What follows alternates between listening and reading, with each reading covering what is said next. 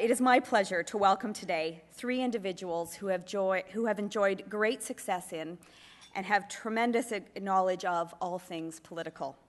Individually, they are Kathleen Monk, David Hurley, and our own Canadian Club President, Jamie Watt. Collectively, they are the Insiders, part of CBC The National's Tuesday lineup, and joining us today for their first ever live appearance. The Insiders are a must-watch for Canada's political set. They know the issues, of course, but they can also tell us the story behind the story, sharing the strategies and the decisions that shape the country's most important political stories. Watching them is very much like watching a master class in Canadian politics. And for three people who proudly wear three very different political sweaters, their panel is characterized by a refreshing amount of mutual respect, good humor, and even admiration. So without further ado, may I present the Insiders.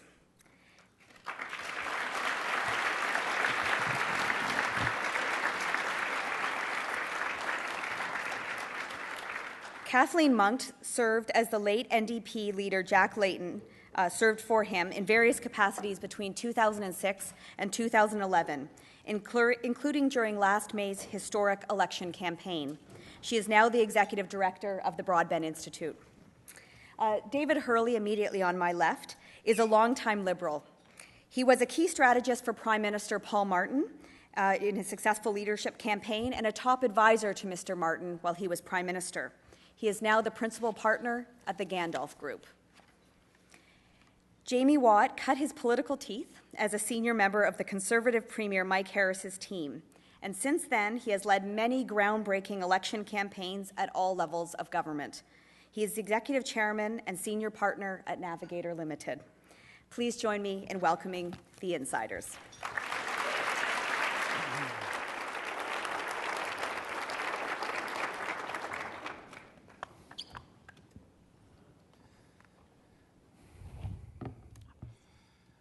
I think I have to go first because I have the most tenuous claim to be here.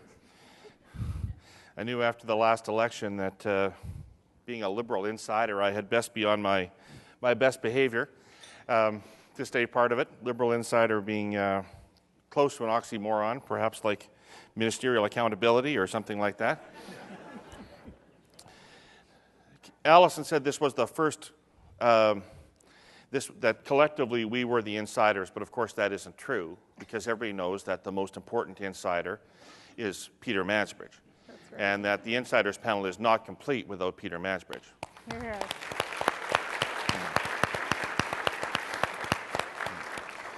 I am contractually obligated to say that at every appearance. We all are. I want to thank you all for coming. It's a little smaller crowd than I had hoped, because Peter tells us quite regularly that 1.2 million people see us when we appear on the National. So then I think what we're going to do is we're going to do this at 2 o'clock and at 3 o'clock and at 4 o'clock, and we'll add all of them together and we'll probably get up to a reasonable number. The conceit of this program today is that we introduce ourselves before the question period with an aspect that makes us insiders to politics. I've done a few things over 40 years in politics. I've been president of the Young Liberals. I've sat on the national executive of the Liberal Party. I've been a counselor to ministers, and I've worked on federal budgets, and I've been involved in many campaigns. But there was one decision that I was involved in that would help determine the course of an election campaign, and that's the example I'd like to cite about what qualifies me, other than Peter's benediction, as an insider. The 2004 campaign that I was one of the national co-chairs of for the Liberal Party had gotten off to a disastrous start. We'd lost the battle for the frame of the election right off the bat. It wasn't about the big ideas that Paul Martin had wanted to run on. Rather, the decision had become all about time for a change and a desire to punish the Liberal Party for the sponsorship scandal, augmented by a little health levy that had been imposed here in Ontario by our friends in the new McGuinty provincial government. Far from heading to a majority, and that had been everybody's expectation, that the Liberals under Paul Martin were going to win the big, we'd kind of fed that expectation a little bit, we're going to win a big majority. our votes were moving to the Conservatives in numbers that would lead to our outright defeat. Some emergency focus groups that we conducted told us that a lot of people knew little or nothing of Mr. Harper or his party's program and beliefs. They assumed that the alternative would be very similar to the Liberals in terms of policy, but different in sense of entitlement and complacency. It was a safe way to register one's anger about sponsorship and about the other weight accumulated from more than a decade in office. Our policy-oriented advertising, which was shot in beautiful film out at Harrington Lake, expensive, visually stunning, was wallpaper. It was having no impact and was tuned out by voters. We were losing the votes of people who agreed with us and disagreed with Mr. Harper. We felt we needed to do something to shock people, to get them to reassess their choices, and to understand that there were differences between the two parties. Their vote would have consequences. My national co-chair, John Webster, suggested that we start by talking to female voters. They had the most profound differences with Mr. Harper. Jack Ben Simon, David Rosenberg, Peter Byrne, and the crack team at Ben Simon Byrne Advertising took the brief from those groups and our survey research that indicated the issues that women voters most cared about. They created the advertisement I'm going to show you. I warn you, it's graphic, hard-hitting for its time, although, thankfully, no mention of Hitler. Nigel, roll the tape. Stephen Harper would have sent our troops to Iraq. He'd spend billions on tanks and aircraft carriers, weaken our gun laws, and scrap the Kyoto Accord. He'd sacrifice Canadian-style healthcare for U.S.-style tax cuts. He won't protect a woman's right to choose. And he's prepared to work with the Bloc Québécois. Stephen Harper says when he's through with Canada, we won't recognize it. You know what? He's right. This message brought to you by the Liberal Party of Canada. Conservatives, and some others, hated that ad with a passion. And some may want to pick away at the truth of some of the assertions. I'll hang around after lunch and debate every one of them with anybody that wants to have at them. But I will focus here on the political impact of that advertisement. When we took that ad back out to focus groups to test it, that ad is modestly and benignly entitled Multi-Scene Manifesto. When we tested that ad in new focus groups with voters who had left the Liberals for the Conservatives, the reaction was strong and clear. People hated it. They found it aggressive, they found it shocking, they deplored the focus on the flaws of our opponent and suggested that if we had any integrity at all, we would instead tell the positives about us instead of focusing on the negatives of our opponent. But after watching that ad, none of the people in that group were going to vote Conservative. And they knew why. Previously, they had known only one thing about the election, that it was about punishing Liberal arrogance and corruption. Now they knew some other things, things they cared about even more. I felt that we needed to run that ad and that it would change the trajectory of the campaign. But there was a lot of internal resistance. We've become so used to negative advertising that we may have forgotten that there was a time not too long ago when it was considered controversial. Many people, including old hands in the Liberal Party and even members of the Red Leaf Advertising Advisory Team, strongly advised against putting that ad on television. There was a feeling it would provoke a backlash that would make things even worse. We felt the need, so controversial inside the party was this, that we felt the need to warn our candidates about what was happening so that they could echo and support the ad when it appeared rather than distance themselves from it. One MP, or at least one MP, gave the conference call coordinates to the national media. I awoke the next morning to an above-the-fold headline quoting me as describing the desperate spiral that the Liberal campaign was in. Unhelpful. But we decided to move ahead with it.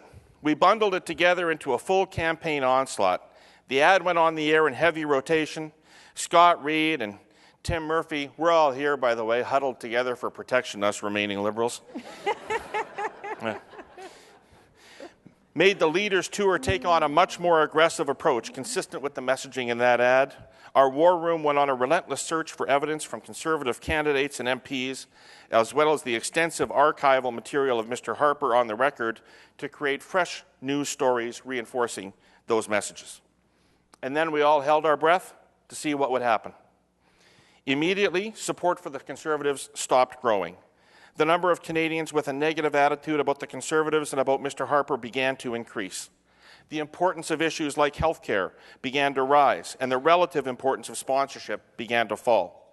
Within days, those shifts in underlying attitudes began to manifest themselves in voters moving back to the Liberal Party, away from their flirtation with the Conservatives. There were, as there always are, many factors involved in the final result of an election. Decisions made in all camps, mistakes made in all campaigns, external interventions nobody could foresee or control, all contributed to how what looked like a certain defeat became kind of a win. But if you were looking for one turning point when the momentum shifted, it would be when this ad aired. I made a lot of mistakes and I made a lot of bad decisions, but on this one, we got it right, and I was on the inside. Thank you very much. Look forward to your questions.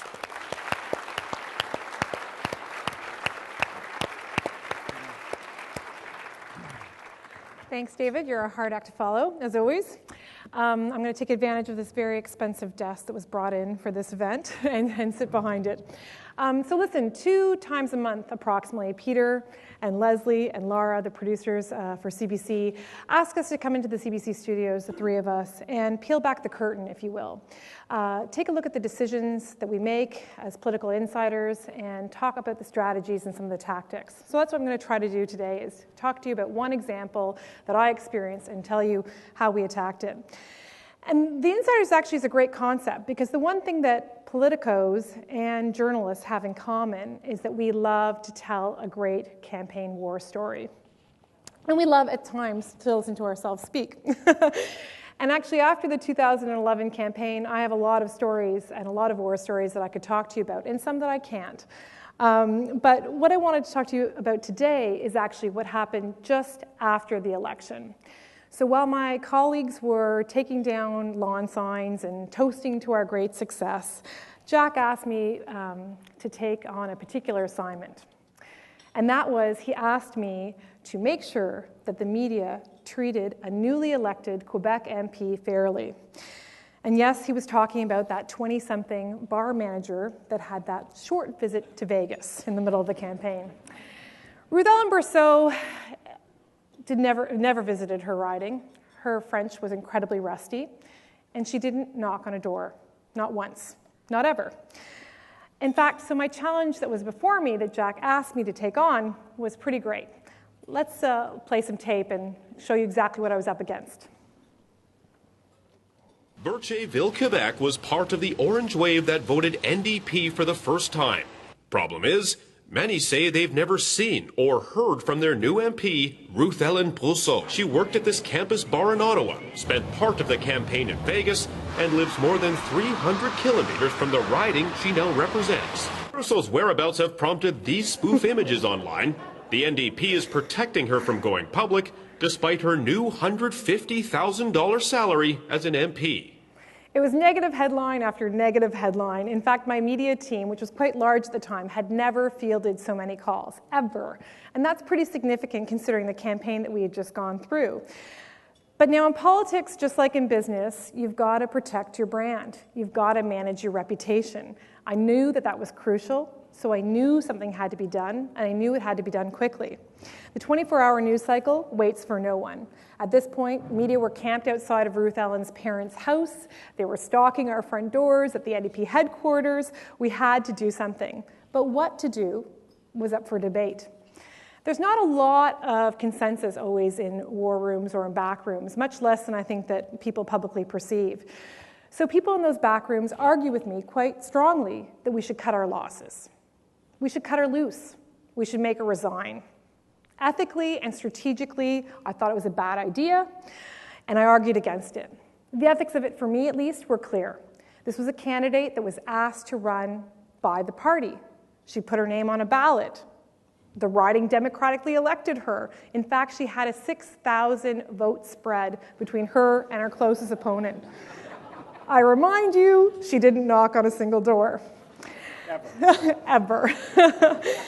Strategically, though, also, I knew it was a bad decision. As an insider, as a Politico, I knew strategically this would be the wrong decision. If Ruth Ellen were to resign, it would only fuel calls for others to resign. We had a lot of new MPs. Who else would be next to fall? Both political parties and the media are like sharks. You put blood in the water, there's going to be a feeding frenzy. That thing is at least clear. And then there were my own personal beliefs. Now, I've worked on both sides of the parliamentary fence. I've been a news producer, so I've seen how stories get to air. I've also been a Politico, so to speak, so I've seen how policy can get developed. And I have to tell you, it can be pretty ugly on both sides of the fence most of the time. But I have to say that those conversations that I had with journalists last May, for those first few days of May last year, were some of the worst that I've ever had in my entire career. Personally, I believe it's really important to have more women involved in politics. I felt that I had to fight back strongly against the desire of the media and other political parties to cannibalize this young woman just because she didn't fit the mold and her life experience was not up to snuff. So what was I supposed to do? What was the decision I was supposed to make as an insider? Well, first I had to get the story. So after 3 or 4 days of other people managing this cause, Jack asked me to take on the challenge. I got her into a room, I grabbed her, I sat her down. I had to get her story. And luckily, she had a great one. She had a great story. It just needed to be told. She was a young single mother, trying to make ends meet. She had to make career choices based on the benefits she could receive if she ever had to pay braces for a kid in the future. Second, I had to manage some of the details. We had to keep her under wraps. This meant that we were going to take a few hits for the first few days because we weren't actually doing media. We kept her under wraps so that we could have a great first impression. And we had to manage some of the things that don't come naturally, like speaking to the media, like knowing what clothes work on TV and what clothes don't work on TV. And unfortunately for women in politics, you have to deal with the hair. You have to deal with the hair. Ask Hillary Clinton. It's always an issue for women. Third, we had to tell the story on our own terms, how we wanted it told. So we spoke to her local media first. These were the people who elected her. She owed them her story, not the national media. And this caused a lot of arguments. There were many national columnists, many national reporters who felt that they were entitled to the first interview. But we stuck to our plan, we stuck to our rollout, and now, a year later, she's really an MP that I think is worth watching. Take a look at this tape. Ça va bien? Tout le monde est vraiment gentil. Je suis vraiment excitée. And Ruth Ellen, congratulations. You've got mayors saying that you're charming, that you've been working hard. I know you hated that nickname that people gave you right out of the gate, Vegas, and we won't. That's the last time you'll hear it from me. It's been a very busy year, but a very fulfilling year. I've learned a lot, asked a lot of questions, and I'm happy with the way things are, and I'm looking forward to the future. Donc, je pense que en travaillant ensemble, on peut changer des choses, et c'est le temps d'agir. She's planning on running in 2015, and she's just been appointed our Deputy Agriculture Critic for the NDP. She's got one of the strongest riding associations in all of Quebec. She's appeared on Tout le monde en parle, and her questions in the House are totally solid, and the mayors of her region love her and want her to be re-elected. In my opinion, Ruth Ellen Bourseau really represents the best of what we need in Parliament. We need people who come from diverse backgrounds with a range of experiences and who are in different stages of their life. And that doesn't just go for the front benches, excuse me. We also need people in the back rooms and in the war rooms who better reflect Canadian society. And after that amazing campaign with Ruth Ellen, I can say that she really is a star, or une vraie vedette. I think this young woman's story really tells in this past year of going from crisis and controversy to what is good and right in politics. And I think honesty and character are important. And I think that when Canadian politics has a little bit more of that, I think we'll be on the right track. Thank you.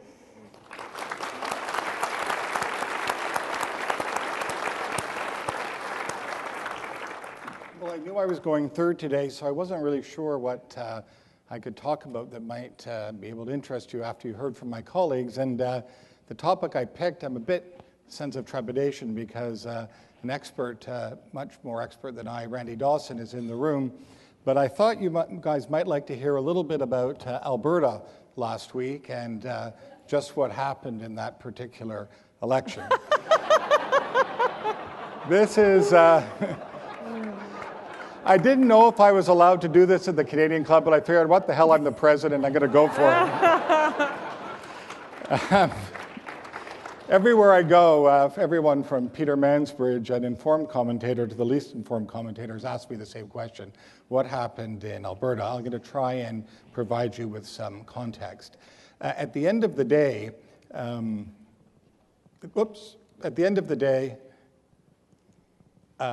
this election came down to a choice.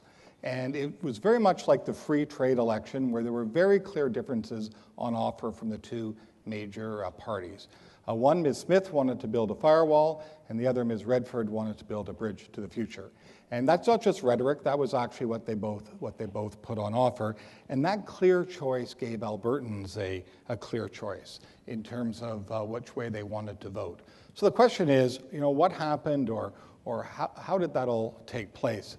And I think to answer that, there are just two basic questions. The first would be, why did it work?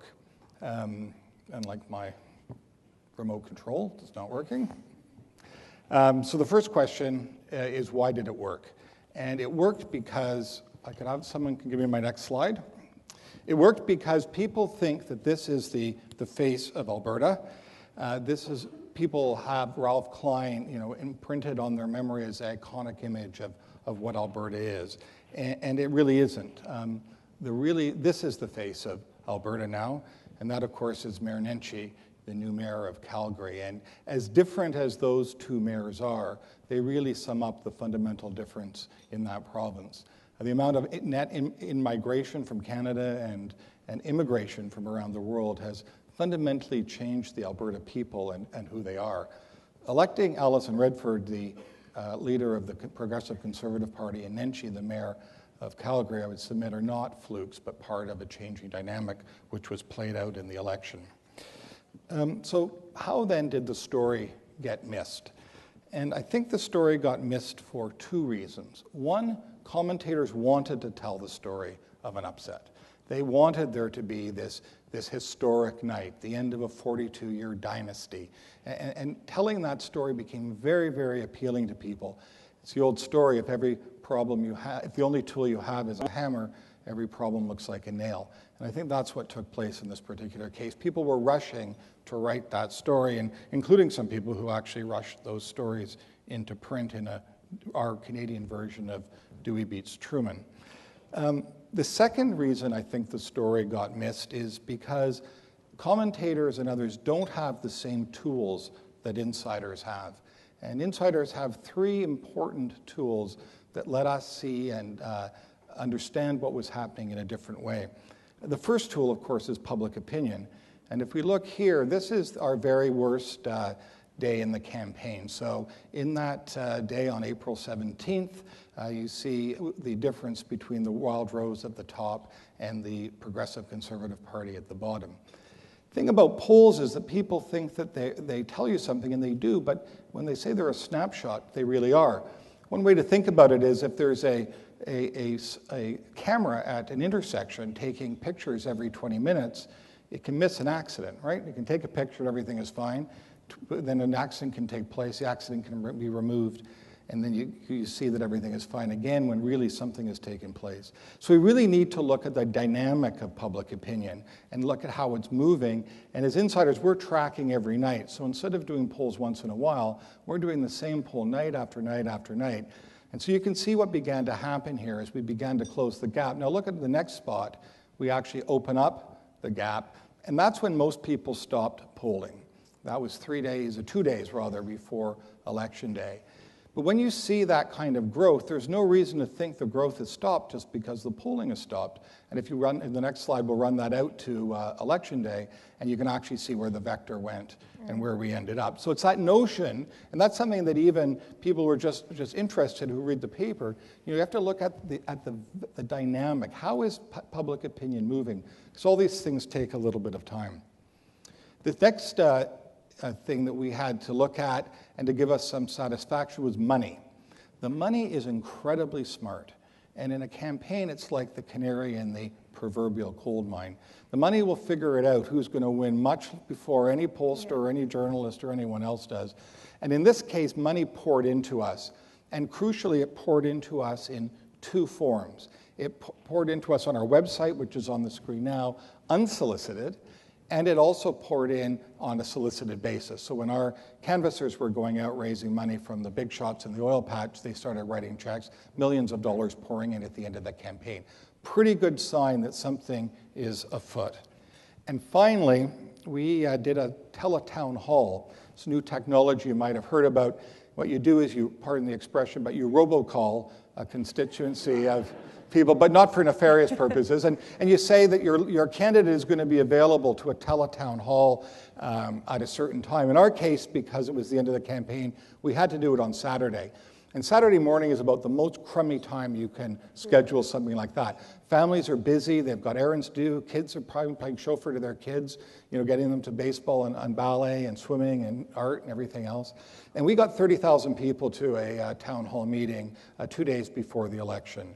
Now, that means people were interested in hearing more and wanting to make a decision to choose Ms. Redford over Ms. Smith. So when we look at the dynamic of public opinion and how it was moving, when we look at the money that was coming in, when we look at the interest in the teletown hall, when we put it against a contrast campaign of firewall versus bridge to a future, we got to that point where we were pretty sure we were going to hold government. Now, confession time.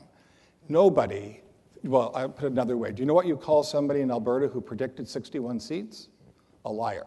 Because nobody predicted 61 seats. So we were pretty sure we'd hold government, but we didn't think we'd do as well as we did. And that's the story of last Monday. Actually, a week ago, hard to imagine, I guess a week ago today, and what happened in Alberta. So those are the opening comments from the three of us. We really were hoping to make this, I think we've gone on, as Jim Flaherty says, as almost as long as it seems. And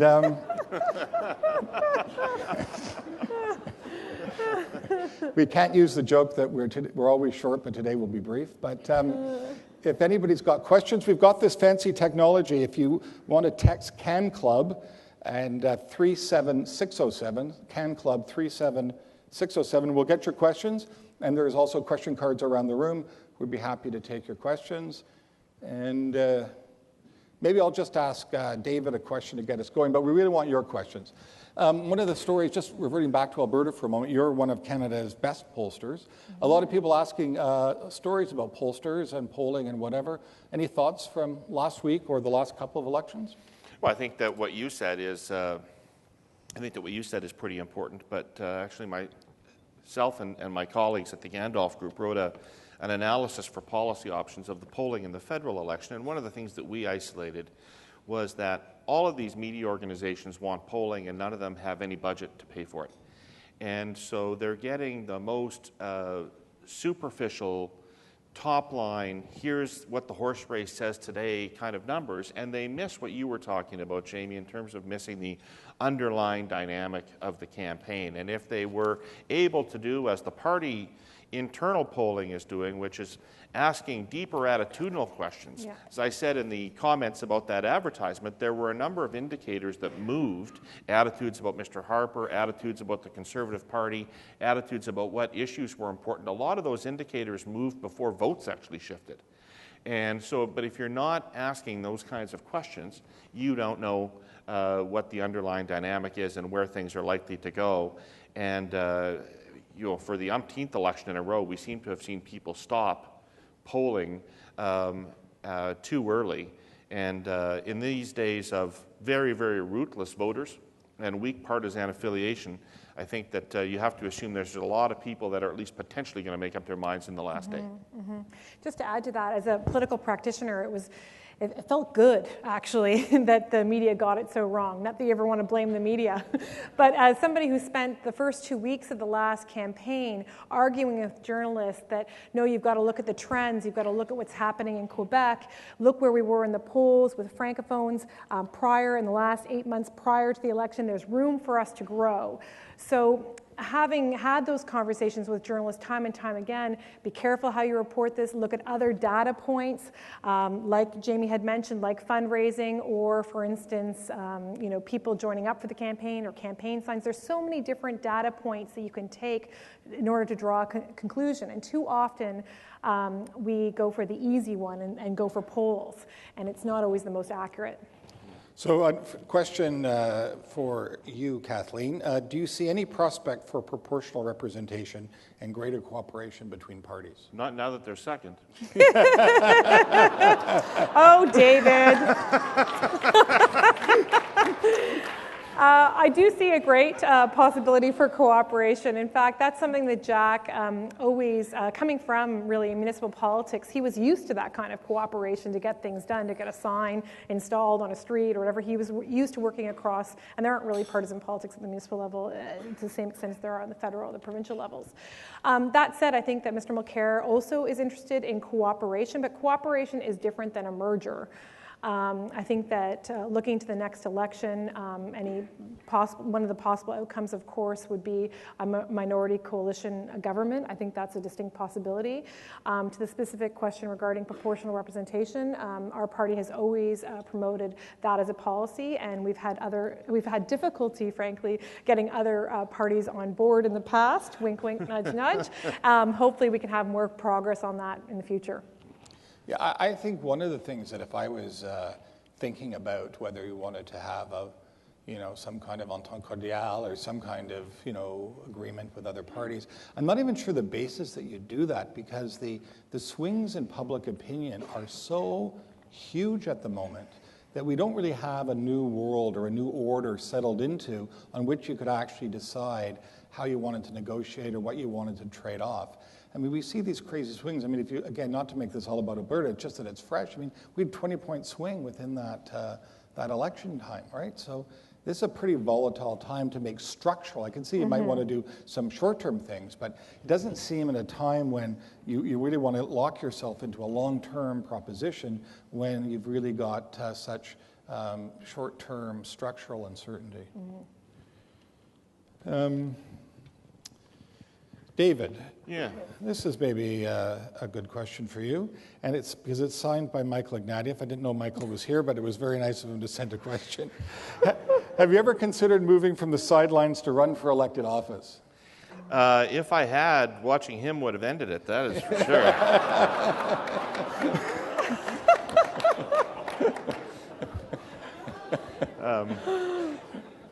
No, I haven't, and I'm not, and I think that this panel is probably providing some fairly conclusive evidence that the skills that are required to be effective in the back rooms are not necessarily the same skills that are effective in the front rooms. And no, I don't think that people who go into public life, in addition to all of the public travails that we're aware of, and people often talk about, your personal life, and you're going to be under a lot of scrutiny, and you're going to be criticized for this, that, and the other thing. But it's just an incredible amount of work, and I don't think people realize that it really has to be, if you're going to be starting from winning a riding and being an effective member of Parliament and moving there up, that has to be fundamentally what your life is about, and everything else in your life is going to take a backseat to being in politics for as long as you're there, and that is an enormous level of commitment that I don't think most people are aware of. Kathleen, what role do public apologies play in crisis management? Well, you can manage a crisis better if you get out in front of it and say sorry. I mean, we've seen an example of that just so recently with the $16 glass of orange juice, right, and the limo rides from the Savoy. My party can't even pronounce that hotel because it's just so foreign to us. The idea you'd spend $16 on a glass of orange juice. No, I think that apologies are incredibly important. I think that you've got to get out in front of things. I gave an example earlier this year on the show, actually talking about Peter Goldring and his drunk driving case that was against him. And I used that as an example. He quickly stepped aside, dealt with the problem, and then it didn't become a problem for his caucus. I think Ruth Allen also is an example of that. She was unapologetic for her role. She said, you know what? My French is rusty. I didn't knock on a door. She was honest about that. And I think that endeared her to to her riding. And now she speaks French fluently, and she's great out on the street, and they love her because she's shown them how you can change over the course of a year. But you do really have to get it all out front early. And the whole Bev-OTA thing reveals the biggest mistakes you can make, which is only apologize for as much as you feel compelled to apologize for that day. And rather than anticipating what are all the things I'm eventually going to have to apologize for, and let's deal with that right now. So nothing worse than the dribs and drabs approach. We call that going to end game, right? You might as well go to the end game as soon as you can and as quickly as possible. I mean, I can actually answer the two questions together. I mean, the reason I'm not going to run for a public office is my bill at the Savoy wouldn't withstand public scrutiny. $16 orange juice. He's like, that's nothing. That's nothing, right? You should try the new Beaufort bar they have. Oh my goodness. But I think there's an interesting thing. There's no question an apology cauterizes things for a couple of reasons. It's just like in your personal life. If you're mad at someone and you've rehearsed this speech, you're going to yell at them, and then the first thing your friend or your partner or colleague or whatever says, look, I'm really sorry, it's pretty hard to keep yelling at them, right? And that's the same thing in politics. One way to cauterize it, to finish it, to stop the questions and question period is to get up and apologize. I do worry, though, about this fetish we have for apology. And it's something that we're borrowing, it seems, from America. And I'm wondering if at some point the potency and the power of apology is not going to be diminished. I think we're apologizing for an awful lot of things. And I think there's a difference when we're apologizing for something that we really are sorry for versus something that we're apologizing because it's politically correct or somebody. It's just like, in crisis management, you usually have two options. One is to apologize, and the other is to go to rehab. And even if we're not sure what we're sending you to rehab for, the only way to stop the thing is to go off to rehab. So I think we've got to be a little bit careful about that over the long time. Here's political leader. That's a good one. Here's a. I'm going to give Kathleen a chance to answer this question, which really, Kathleen, it says. Not to you, but I'm going to ask you: who is your role model as a political leader? Wow. Well, I have to say that I'm really impressed with Andrea Horwath. I mean, obviously she's coming off a couple of good weeks, certainly with her budget negotiations with Dalton McGuinty. So she's always really impressive to me. In terms of why I got into politics, ironically, that I now work for the man, it was Ed Broadbent. Certainly when I was younger, Ed was a true inspiration to me. But I think seeing women, even Lisa MacLeod here in Ontario politics, Andrea Horwath, the women who have come before, Jack in the House, Audrey and Alexa, obviously were great role models to me. And David, how should the Liberal Party approach the upcoming election in terms of strategy? And that question's from the students at Porter Collegiate Institute. Geez. I think we got a notice that our time is up, didn't we?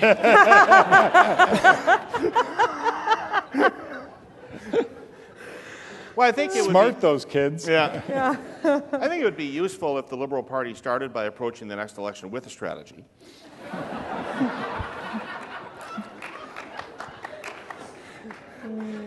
Poor David. And I think that it finds itself in a very unique position because for the first time in history, it has to justify its existence. It has always been one of the two default choices for government in the country and could be lazy enough to rely on that and to just know that if people got unhappy enough with the Conservative Party that they would vote for the Liberal Party and that we were there as the default. And I think now that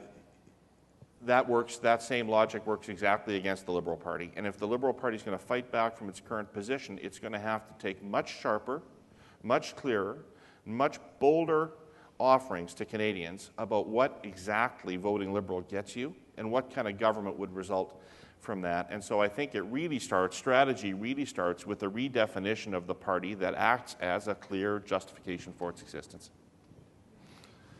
And one more question, which is what changes would you suggest to get youth young people involved and to reach out and accommodate youth interest in entering politics.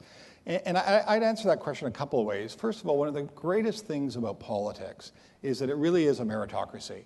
No one cares who your mom is or who your dad is or what school people went to. They really just care, can you get the job done? And that's because there's always a shortage of time, a shortage of money, and a shortage of talent in order to get whatever task needs to be done. So that's why politics has been terrific to women, to people of color, to gay people, to all kinds of people over time, and giving them a chance to do really interesting and extraordinary things. And I think that applies for young people as well. A lot of it is just getting, knocking on the door and volunteering to help. The other half of that, I think, is there's a great opportunity for campaigns which have been revolutionized by technology to really embrace the ideas and the vision and the insights of young people. We went through kind of a wobbly time in politics when, for a long time, when we had one partner working and then one partner who was at home could participate in elections. And then we had two partners working for a while, and we lost all our volunteers, and we really weren't quite sure how to do this. And now technology and new ideas, much of which is powered by young people, we've got a great opportunity to take advantage of them. So I think we're going to see a huge infusion of that in the time But they don't care, Jamie. Well, that's the problem, because they're cynical because of ads like the one you showed us. I think they're informed by the ads I showed. But to the students, if you are here and you're thinking about a career in politics, I just say it is life-shortening work. So you need to consider that if you really want to go into it. That said, it is some of the most rewarding work you could ever pursue in your career. It's when you get a chance to get a story like Attawapiskat on the front pages of the Toronto Star for a few days in a row, and you're changing lives.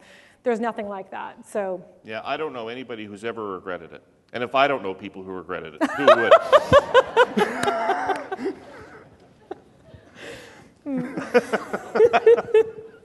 Well, with that, I'd like to take a moment and thank the three of you for joining us here today.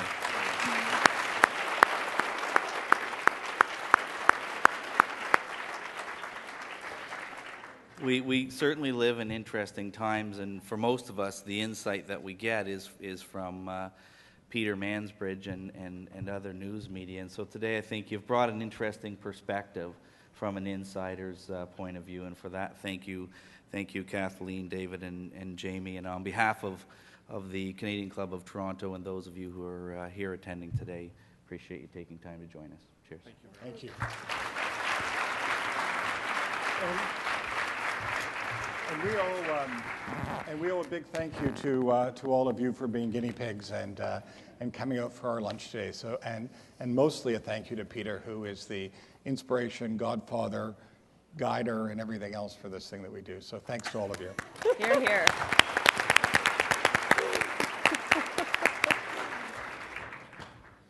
Thank you, just to echo Jamie's remarks, to all of you for being here, for Peter Mansbridge and the crew at CBC for coming up with and producing this wonderful show every Tuesday, and a special thank you to the insiders for being with us today. This concludes our television programming, which will be broadcast on Rogers TV in the days to come. We continue to be grateful to Rogers TV and 680 News for their promotion of Canadian Club events. To learn more about the Canadian Club and our upcoming events, please visit our website at canadianclub.org. And thank you, everybody, for joining us. We are now adjourned.